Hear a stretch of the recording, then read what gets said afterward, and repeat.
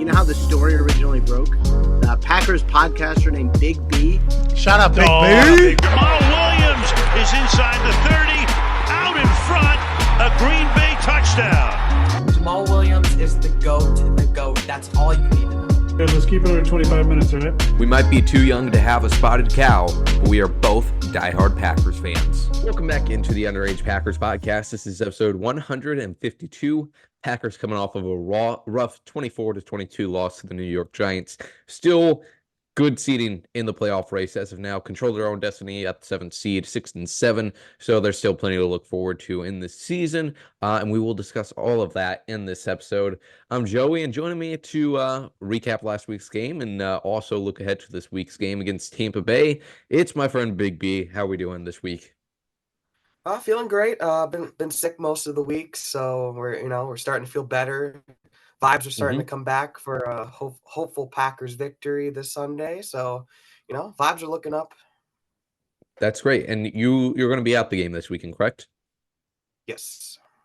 Okay. This was the game that basically I circled at the start of the year. It's like, okay, if I'm going to make it to a Packers game this season, it's either going to be Kansas City or Tampa. Neither of those ended up happening. I guess there's still some ball game left on this Tampa game, but I would not count on me being there. But it is going to be a high of 39 on Sunday. Kind of the second cold game of the season. First one being the Kansas City game where Green Bay obviously won. A.J. Dillon had a big day. So hopefully we see more of the same this weekend against an interesting Tampa Bay team. Before we get too far into previewing this game, I did just want to shout out Cassidy Hill, who last night announced that she was going to be leaving the Green Bay beat. And we knew this was coming with, Green Bay's a small market, and she is just absolutely amazing at what she does. So she's going to be covering the Carolina Panthers, I believe, for the team website. And Big B, I'll let you share a few words on her too. But when we're lucky enough to have reporters like that on our show, I try to learn something from every one of them.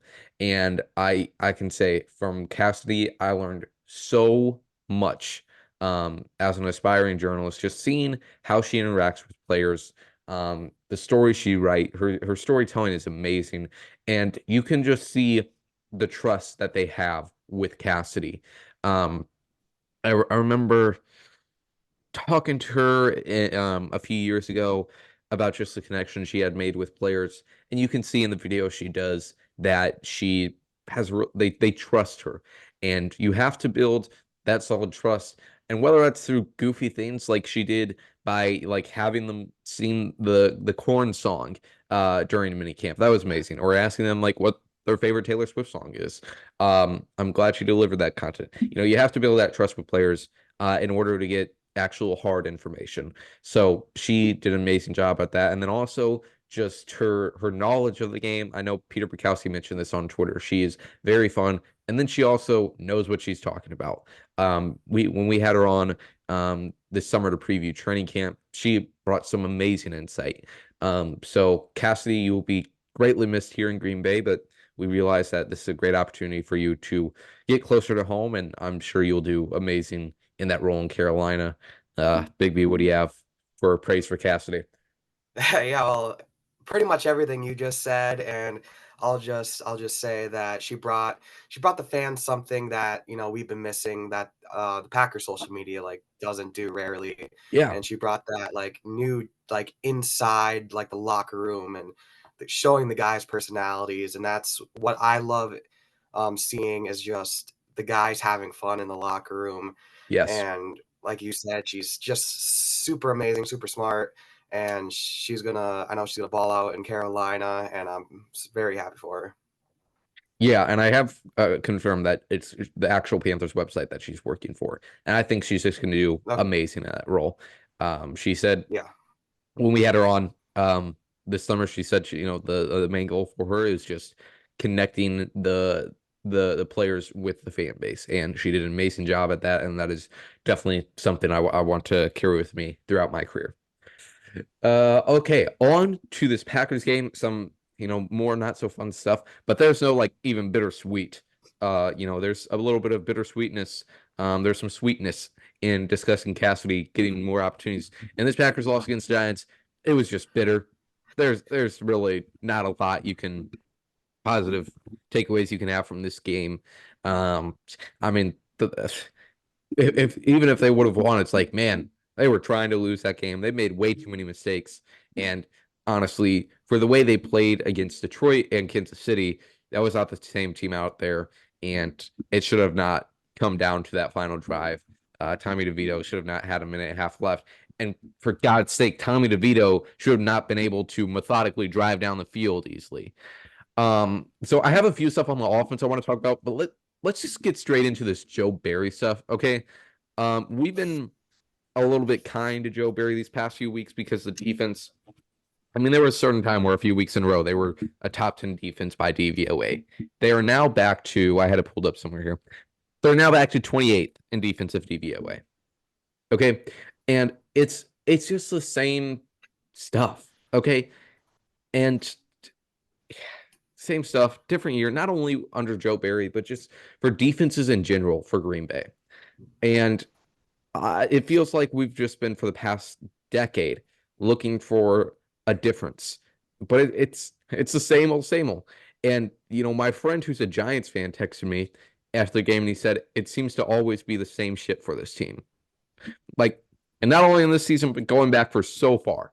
And also, Mike Daniels had a great tweet after the game. He said, Packers fans, no matter the coordinator, no matter the personnel, we seem to not be able to be a leader on defense. Question mark. I don't know if that's the right punctuation, but okay, Mike. I played alongside legit Hall of Fame players. Julius Peppers, Clay Matthews. I'm forgetting when Mike got here, but yeah, he definitely did. Several All-Pros and Pro Bowlers, yet mid to bottom ranks every year. Years later, I see the same thing, even with a culture change. I won't even say there's a culture change. It looked like that was coming when Za'Darius and Preston arrived and Amos was playing good. It looked like Brian had found three really great players that would be able to change the culture, especially in Za'Darius and his mindset, and that obviously did not work out well.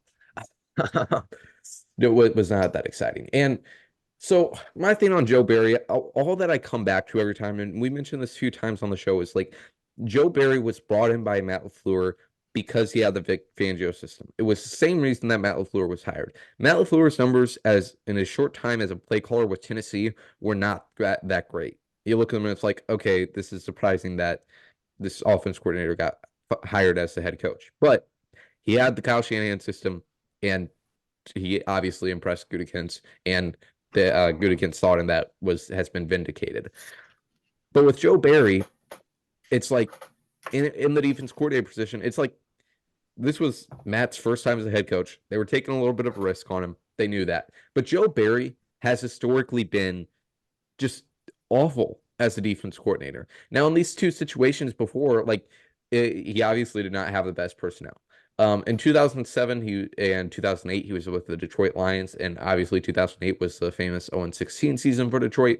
07, the Lions ranked 30th in DVOA, 08, 31st in DVOA. And then 7 years later, he gets a job with Washington, 21st in 2015, 25th in 2016. The Packers are the longest tenure Joe Barry has had as defense coordinator, and they've ranked 22nd, 20th, and now 28th.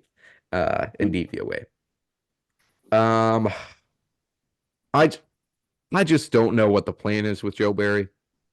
You know, they can have good performances. We've seen this team perform really well on defense under Joe Barry, but to me, the thing is that our friend Aaron Nagler has pointed out a lot of times, like, this team can't win a Super Bowl with Joe Barry as defense coordinator. That's just an insane idea. They cannot win 3 or 4 playoff games with Joe Barry as your defense coordinator. And we saw in this game, too, it's like when the offense has a bad night, like it can't afford to have a bad night. It needs to carry this team. And, you know, adding on to that, too, this defense plays so much better when they're playing with a lead because Joe Barry is so conservative, never makes adjustments. So, yeah, when the Packers are able to put together a 10, 14-point lead and the defense is able to play their 10 yards off coverage, yeah, that works great because the opposing offense needs to score a lot of points. But there's no adjustments. It's the same conservative thing throughout every single game. And I saw a great tweet. I forgot from who last week that said, Joe Barry's defense is good against Patrick Mahomes. Like it's gonna show off against a good quarterback who will often look for big explosive plays. But then Tommy DeVito can absolutely slice them up because he knows his capabilities. And if you're gonna leave him 5-10 yard routes open every single time pretty easily, like he's gonna take those. And he also had a great day on the ground too. So I don't know. I'm just tired of this conservative mindset. And I have a few more things to say, but I want to construct my thoughts well. So I'll let Big B take over for a little bit to anger out his frustrations. Yeah, everything I said last week about Joe Barry, about him being back in the house, yeah, I regret saying all that stuff. I take all of that back. I'm just so tired of Joe Barry. Like I even started to defend him. Like I think at like the third quarter or something. Like Yeah. he's been putting us in a position to win, but like we can't do this anymore. Like that final drive was just, what are we doing? Like what are we doing? And like you said, like we Yeah. can't keep doing this. We're never going to win a Super Bowl with Joe Barry, and I just don't see how he can be in our future plans past this season. And there definitely needs to be a change after this season, or else like I just don't know anymore. Like I Yeah. just don't understand it. Yeah, Yeah. that's Well, yeah. a few weeks ago, I was writing over for the script this week for this episode. I was writing over our script from 2 weeks ago when we were previewing the Rams game, and I had there, is Joe Barry going to be retained? And I was going to go on the wood stump and defend that man. But now it's like, yeah, I mean, we shouldn't have gotten any hope. And also, to Mike Daniels' point, of just the talent, obviously, that's a very real thing. They have a lot of talented players on defense, and that's not even from just like assuming off of draft status. Like the 8, 9 first round starters is, crazy in itself. But also just like we know Rashawn Gary is good. We know Kenny Clark is good. We know Quay Walker is good. We know Jair Alexander is really good when he's healthy. But they still can't put it together. And I think my thing with it is like I would much rather see this defense lose by being too aggressive and Jair Alexander making a mistake or Rashawn Gary over pursuing. Like, let them cook. See what meal they have, right? If they give us, some bad Arby's, then whatever. Like I would, because it's not like this conservative thing is working, right? Like I'd much rather see them fail by being over aggressive with the talent that they have.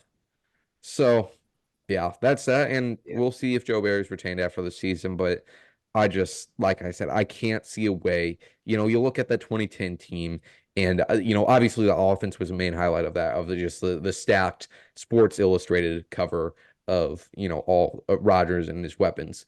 But still, I mean, that defense was really good. The last time they had, I believe that was the last time they had a defense finish in top 10 in DVOA and other metrics.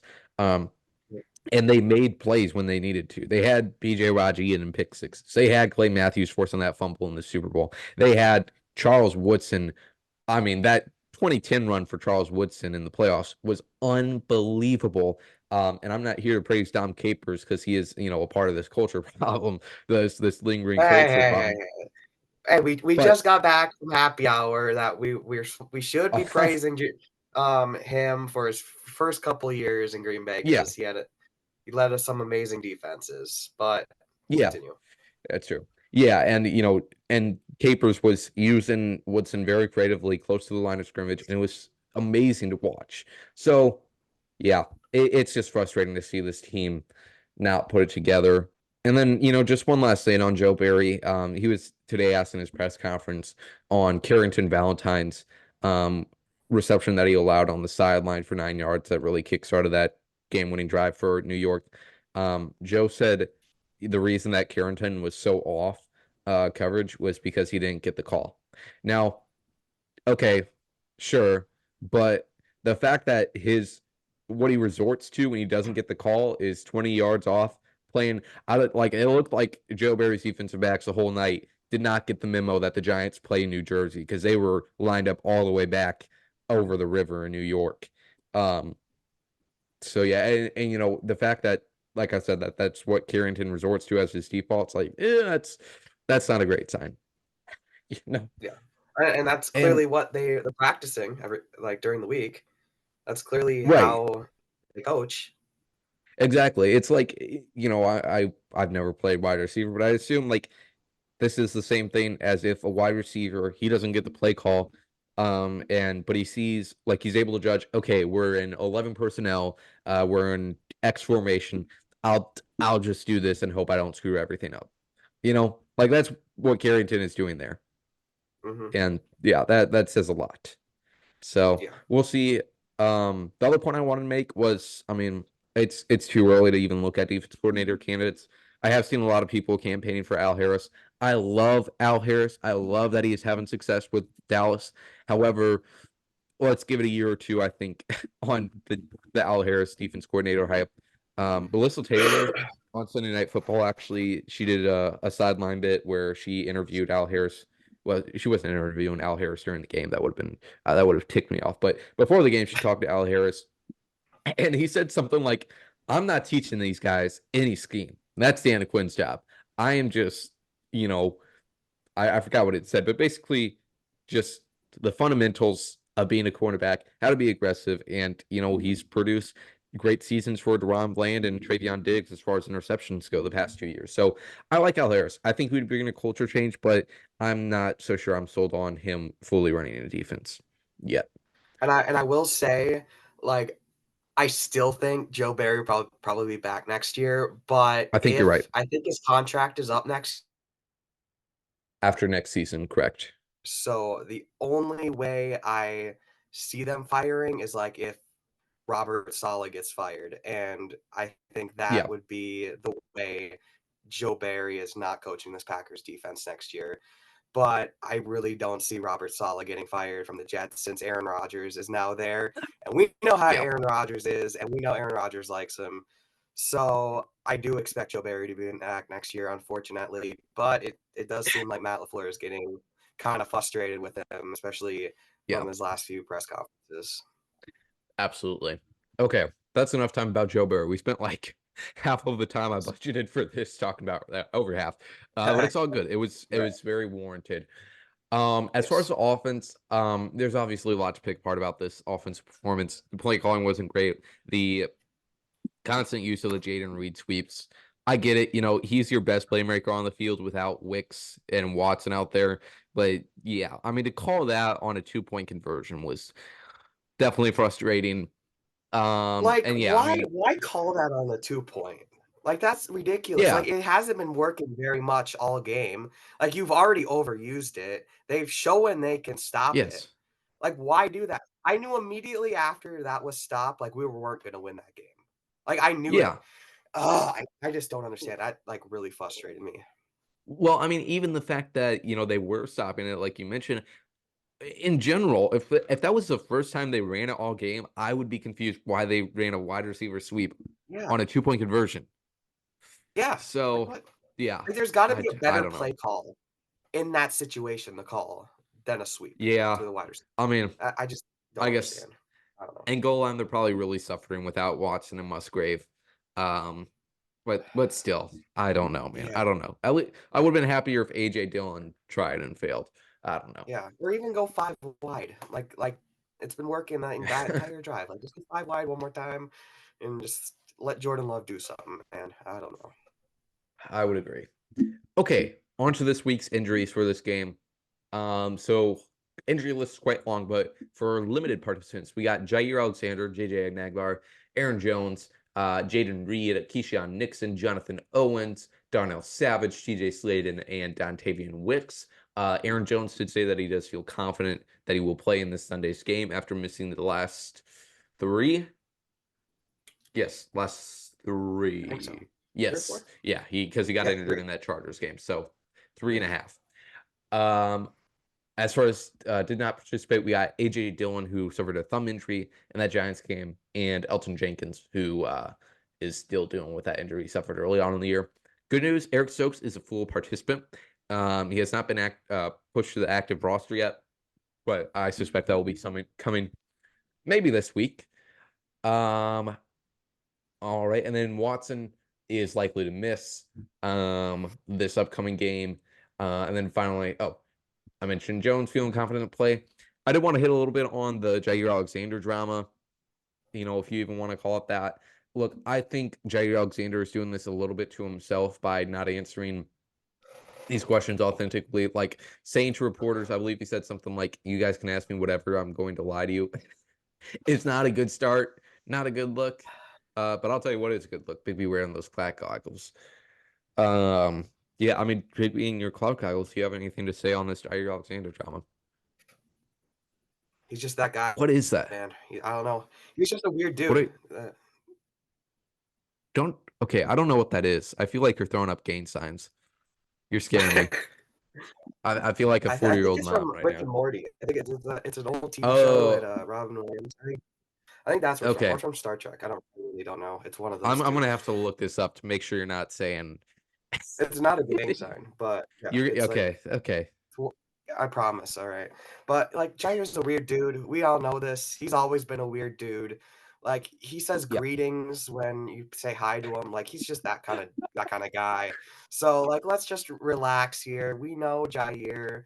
Like he wants to play. Like everybody's just got to relax at the end of the day. Like Yeah. People love to assume that the Packers are just secretive about injuries, and sometimes it which leads to actually situations really like this. frustrates. I hate that the Packers are so secretive Well, about injuries. I kind of get it, but it's like, all right, let's like say a little bit more I than like, mean, oh, we'll see. I don't know. Well, we'll see about that. Like, here's the thing: they do not care about you. Well, I I'm know not. they don't care, but it's like the team is owned by the fans. We should get at least a little bit I more mean, sure. clarification on injuries, and that would I think that would help so much with like fans overreacting and stuff. But they don't care about the fans. The Packers don't care about the fans, and I think Well, that's a massive problem. okay. You're saying I'm wrong? You think I'm wrong by that? This is another argument for another day. I think they care about their That fans, is a whole but they don't. argument. As far as the football people, don't really care about you. Yeah, I They realize care about they you. hate me. We know that. But they have no incentive to be. As long as they don't get fined by the NFL for not reporting injuries, they do not have any incentive to be clear about injuries, unless like how much the Jair situation boils over. But anyways, on to this Tampa Bay fans. That's it. All right. Anyway, continue. Okay. On to the Tampa Bay Buccaneers here. They are 6-7. They currently lead the NFC North. Same records as Packers, but leading their terrible division. I will say, though, they are 6-7, but I just think they are a gritty team. They had a good game-winning drive against Atlanta last week. They're rolling out there with Baker Mayfield. I see a little bit of comparison between Baker and Tommy. So that's a little bit of an issue for concern about how Joe Barry's defense will do. The comparisons I see are just being a gamer, taking some shots that maybe other quarterbacks wouldn't. And I like Baker as a player. Let's see what else we got here. Also on offense, they are 28th in rushing yards. Not a great offensive line either. Their starting running back is Rachaad White.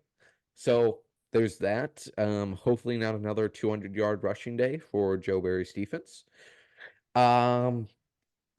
Defensively for them, they still have a lot of key pieces from their Super Bowl team a few years ago, like Matt mentioned today, but wheels have seemed to fallen off.